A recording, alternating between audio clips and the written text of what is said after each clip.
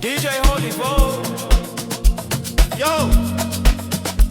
You're locked into Point 5 Creative Studios, where Africa's stories aren't just told, they're produced. News, politics, entertainment, films that move the continent. We bring the truth, the fire, the creativity. Your world, powered by African storytelling. Point 5 Creative Studios. Point 5 Creative Studios. Point 5 Creative Studios. Point 5 Creative Studios. Right, a Point 5 Creative Studio. Thank you very much. I want to message Yamaisa. I know the message is X. Most of the time when I'm working, I prefer listening because it doesn't disturb what I'll be doing. So I listen to all the podcasts that I follow. Akawanda and Ro follow. Right, I've come to realize funny production Yamaisa. If anything happens to me, ask Makore and Gambakwe. Thank you very much for that. Let me put the record straight. First and foremost, Lynn Stasia and Muzi. Somewhere here on this but in and Muzi. That's first and foremost. Secondly, she's claiming Nakanyingwa na Makore, Apostle Makore. Good. Ndakuda kuti amudise evidence. Evidence yaachamudisa. Akangomudisa evidence kuti Nakanyingwa na Makore. I'm going to give her 5,000 a year. And in minutes ASA, Mamudi 7.5, don't pay 2,500. So there's money there. Yeah, evidence. So I wanted to call SM when Anyora actually near could actually say the evidence. Imari kuya kwa muri and imari huda kwa. Not only that, I claim I could for information na Rumbi and Spencer. I have no animosity na Rumbi. Me personally and Muzi, I've never met Rumbi, I've never spoken to Rumbi, I've never even tried to reach out to Rumbi. That's me being honest. Rumbi can come and can confirm that we have never interacted. Maybe I don't want this I'm chose.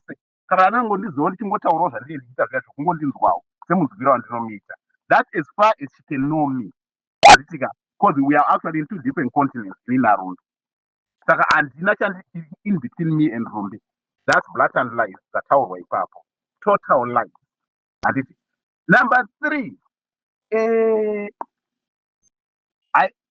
Video and I never attacked you in any way. Let me understand this. I never attacked you in any way.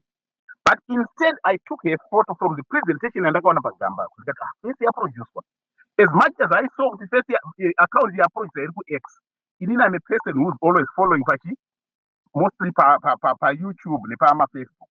But my ex one, you follow up because I'm someone that will type. Because then you just say, I want to be using my two hands when I'm working. So because the guy want a photo per presentation here, Gamba. So if you look at the top right corner, Munona Tanika sign Gamba. Could the Gamba no Zindaka screenshot from there. Because I just wanted to demonstrate how a person can be caught. And what I was doing, instead, he's supposed to appreciate. Putting Rukutomita 4-1 for here to be forearmed. Put Urwana Zorkitalin. Ukaposta ukachansa fake account face. Kana ukachansa fake account something. There's something that will happen. Unokwanza kusetwa le fake photo iyoyo. Once you are said using that fake photo, chavani nyanya ku prioritize kana machida kubata munhu in location. And location ichamuda vanaweza screen ndakati check pa number 3 up.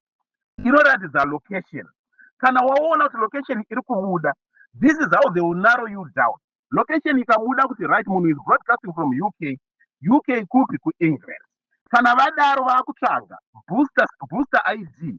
Ndikati nini vanhu ve intelligence through Interpol they share this information. Vona kuti alright booster iri repositioned kwakati. Let's say mukuharare riri mu Greendale. Saka vakuziva kuti munhu atiri kutsvaga ari mu Greendale. From there vakuda kuziva service provider wenetwork yako kuti i-O2 here, i-Econet here, i-Telecel here. Handiti wazviona. Kana iri broadband votoziva kuti isky broadband here kana kuti Elon Musk. Saka zvese izvozvo zvinobuda mumessage. It's part of the message. Imimi hamuzvione because zvinenge zviri in binary format. But inini ndiri kutaura because I'm an IT specialist, ndi munhu we-IT ndozviziva. So they will decode the message until they find the culprit paasvika, because mobile phone yawashandisa ine serial number, sim card rawashandisa rine serial number. Kana vaenda panetwork, network can interpret kuti this broadcast iri kubuda nepaport app.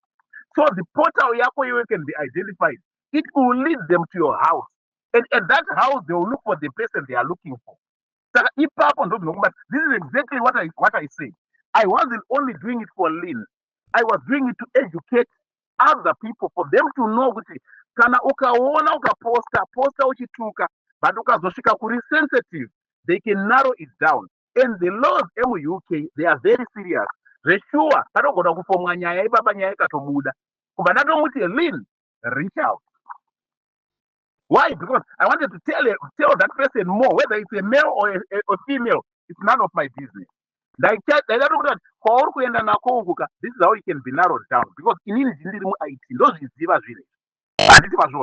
so what I did was actually for a benefit. So it's so bad. Could actually attack in, and I still respect it. I want to believe it's an error message.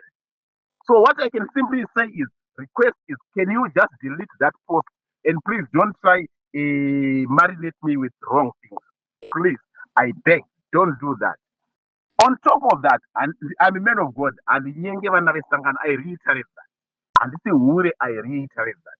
Ukaona iwewe watadza kumudisa evidence yekuti akakuyenga, chitsvagawo evidence yemunhu anoti ndakambonyengwa naapostora.